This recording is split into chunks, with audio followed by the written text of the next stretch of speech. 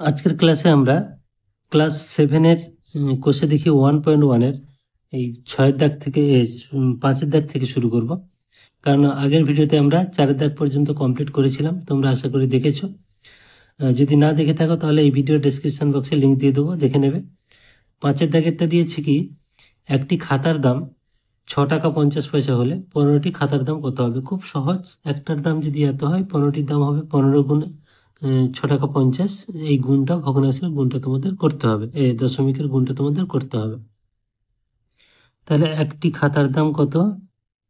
একটি খাতার দাম 6.50 টাকা। তাহলে 15টি খাতার দাম গুণ 15 হবে, মানে 6.50 গুণ 15 এত টাকা। তো এক্ষেত্রে তোমরা দশমিকে গুণ করতে পারো, অথবা এইটাকে দশমিক তুলে দিয়ে নিচে 100 করতে পারো। তাহলে একটা শূন্য শূন্য কাটে, এখানে 5 দিয়ে 5 3 15 আর 5 2 10। তাহলে উপরে আমাদের থাকছে 65 গুণ 3। আমরা যদি গুণ করে নিই, 65কে 3 দিয়ে গুণ করতে পারো, এইভাবে করতে পারো, নাহলে এখানে সরাসরি গুণ করতে পারো।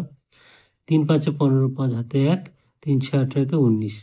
তাহলে 195 আর নিচে থাকছে 2, এত টাকা।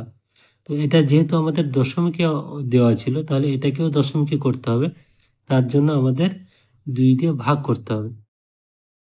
195 2 দিয়ে ভাগ করলে 2 9 18, 1 আর 5 15, 2 7 14, বিয়োগ করলে 1। তাহলে যেহেতু ভাগ যাচ্ছে না, দশমিক দিয়ে 0, 2 5 10। তো তোমরা জানো এই ভাগগুলো খুব সহজ। তাহলে এখানে কত হচ্ছে? 97.5 টাকা। তাহলে অতএব 15টি খাতার দাম 97.5 টাকা। এবার 6-এর দাগে দিয়েছে যে একটি বাক্সে 12টি চিনির প্যাকেট আছে, প্রতিটি প্যাকেটের ওজন 2.844 কিলোগ্রাম। বাক্স এবং প্যাকেটগুলির মোট ওজন 36 কিলোগ্রাম। মানে প্যাকেট তো আছে এবং যে বাক্সে রাখা আছে তার টোটাল ওজন কত না 36 কিলোগ্রাম হলে হিসেব করে দেখি বাক্সটির ওজন কত। তাহলে এখানে আমরা প্রথমে একটি প্যাকেটের ওজন এত আছে, 12টি প্যাকেটের ওজন কত বার করব, তারপরে 36 কিলো থেকে সেই ওজনটা বিয়োগ করলে আমরা বাক্সটির ওজন পাবো। তাহলে একটি প্যাকেটের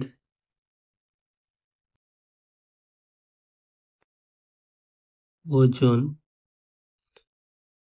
2.84 কিগ্রা, মানে কিলোগ্রাম। তাহলে 12টি প্যাকেটের ওজন 2.84 গুণ 12 কিগ্রা। তো এই গুণটা তোমরা করতে পারবে। 2.84কে 12 দিয়ে গুণ করতে হবে।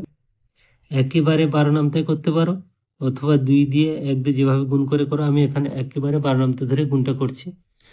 4 12 48-এর 8, হাতে আছে 4, 12 আসতে 8 12 96, আর 4 100, 0 হাতে আছে 10, 12 2 24 আর 10 34। আর এখানে দেখো 1 ঘর 2 ঘর পরে দশমিক আছে, এখানে 2 ঘর পরে দশমিক হবে। তো বুঝতে পারলে একবারে করার চেষ্টা করবে, অঙ্ক অনেক ছোট হবে। তাহলে হচ্ছে কত? 34.08। এখানে আমি সরাসরি 12 নামটা রেখেছি, তোমরা পাটে পাটে গুণ করতে পারো যেমন শিখেছো।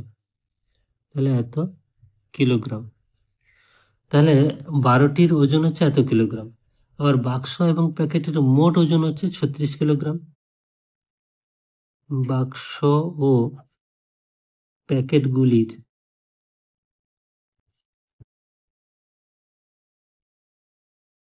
মোট ওজন 36 কিলোগ্রাম। তাহলে শুধু বাক্সের ওজন কত হবে না, 36 থেকে এটা বাদ দেব, অতএব শুধু বাক্সের ওজন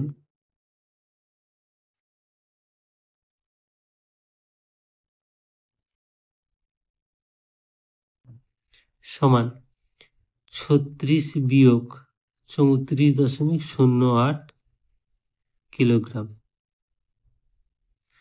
তো তোমরা 36 থেকে এই 34.08টা বিয়োগ করতে পারবে। আমি এখানে রাপে দেখিয়ে দিচ্ছি, একটু বুঝিয়ে দিচ্ছি, অনেকের হয়তো অসুবিধা হবে 36 থেকে এটা কিভাবে বিয়োগ করবে। এটা হচ্ছে 34.08, এই বিয়োগটা তোমাদের করতে হবে। তো এখানে কি আছে, 36 মানে 36-এর পরে কিন্তু দুটো শূন্য এইভাবে ধরে নেবে, তাহলে বিয়োগ করতে সুবিধা হবে। তাহলে এখানে 0 থেকে 8 বাদ যাবে না, এখানে ধার নিতে হবে, এর কাছে কিছু নেই, তাহলে এখান থেকে আমাদের ধার আসবে। তাহলে এখানে হবে 10, তাহলে 10 থেকে এখানে 1 এলে এখানে 10 হবে আর এখানে 9 হবে। তো যারা একেবারে বিয়োগ জানো না মানে খুব ভালো করে, তাদের জন্য এরকম ধরে বুঝিয়ে দিচ্ছি। তাহলে 10 থেকে 8 গেলে 2 হবে, এখানে 9 হবে, এখানে 1 চলে গেছে মানে 5 আছে, 5 থেকে 4 গেলে 1, এই দশমিক মানে 1.92, তাহলে এখানে আছে 1.92 কিগ্রা। তাহলে এটাই হলো অ্যান্সার। এবার সাথে দাগে দিয়েছে যে 1 বস্তা চালের পরিমাণের 0.75 অংশের দাম 1800 টাকা হলে 0.15 অংশের দাম হিসেব করি। তো এই অংশটা আমরা একটু ঐকিক নিয়মে করব, ক্লাস 5-এও তোমরা শিখেছো ঐকিক নিয়ম, তো ঐকিক নিয়মে করলে সুবিধা হবে। তাহলে 1 বস্তা চালের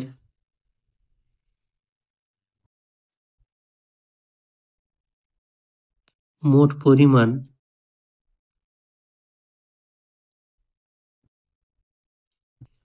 সমান 1 অংশ, কারণ সম্পূর্ণ চাল মানে 1 অংশ, এখানে কিলোগ্রামে নয়, এখানে অংশতে বলছি যেহেতু অংশ দিয়েই দেওয়া আছে। এইবারে যেটা দেওয়া আছে 0.75 অংশের ওজন, অংশের দাম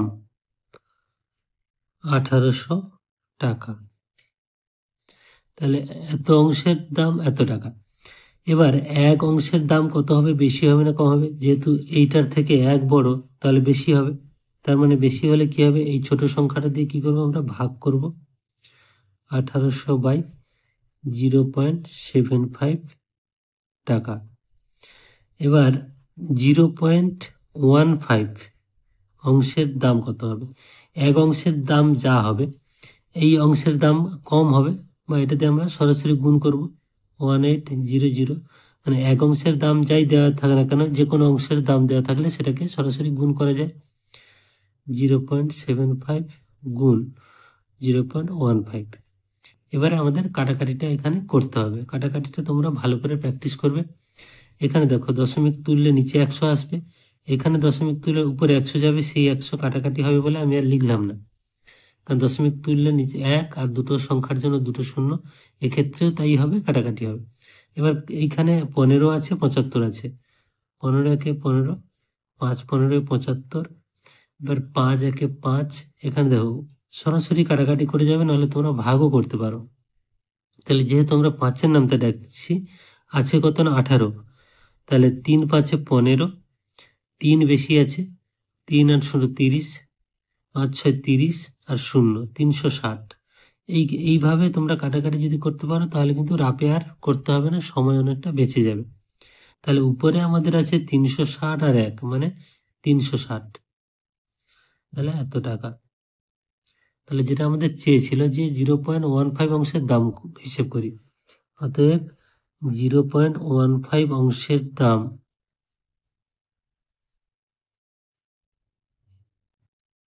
360 টাকা। এবার 8-এরটা দিয়েছে দেখো যে অনিতাদি তার জমির পরিমাণের অর্ধেকের 7/8 অংশ নিজের ভাইকে দিয়েছেন এবং বাকি জমি 3 ছেলেকে সমান ভাগে ভাগ করে দিলেন। প্রত্যেক ছেলে কত অংশ জমি পেল তা হিসেব করে চিত্রের সাহায্যে দেখায়। এখানে কিন্তু চিত্রের সাহায্যে বলেছে। এইখানে একটা জিনিস খেয়াল করো যে এখানে ভাইকে যেটা দিয়েছে সেটা বলেছে অর্ধেকের 7/8 অংশ, মোট জমির 7/8 অংশ নয়, অর্ধেকের 8 অংশ। তার অর্ধেকটাকে যদি আমরা 8 ভাগে ভাগ করি তাহলে সেটা হচ্ছে তার 7 ভাগ দিয়েছে। তাহলে অর্ধেক যদি আমরা 8 ভাগে ভাগ করি তাহলে পুরোটাকে আমরা 16 ভাগ করব। তাহলে আমি ছবিটা প্রথমে 16টা ঘর এঁকে বুঝিয়ে দিচ্ছি। ধরো একটা টেবিল আমরা আঁকছি যে 16টা ঘর, বর্গাকার ঘর।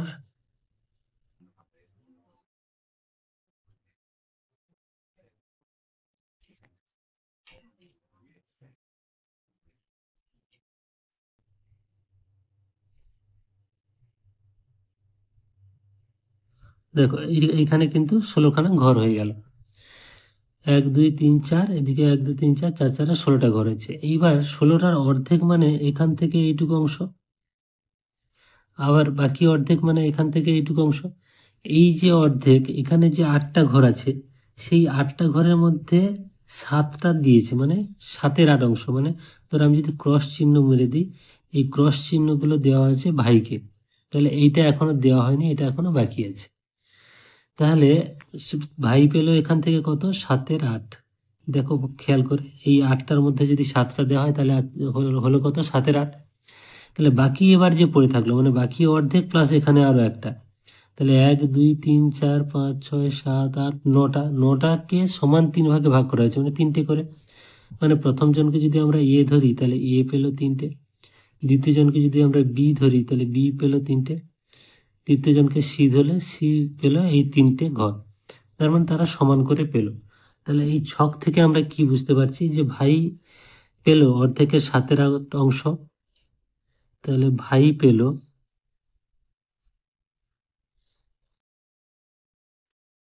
অর্ধেকের 7-এর 8 অংশ। তাহলে অর্ধেকের 7-এর 8 অংশ মানে পুরো জমির 7-এর 16 আমরা বলতে পারি। প্রয়োজন নেই, আমাদের জিজ্ঞেস করেছে প্রত্যেক ছেলে কত পেল। তাহলে প্রত্যেক ছেলে এবারে কত পেল, 3-এর 16 অংশ। মানে আমরা পুরো জমির সাপেক্ষে যদি ধরি, 16 ভাগের এটা 3 ভাগ, দ্বিতীয় জন পেয়েছে এই পুরো 16 ভাগের এটা 3 ভাগ, তৃতীয় জন পেয়েছে 16 ভাগের 3 ভাগ। তাহলে প্রত্যেক ছেলে মেয়ে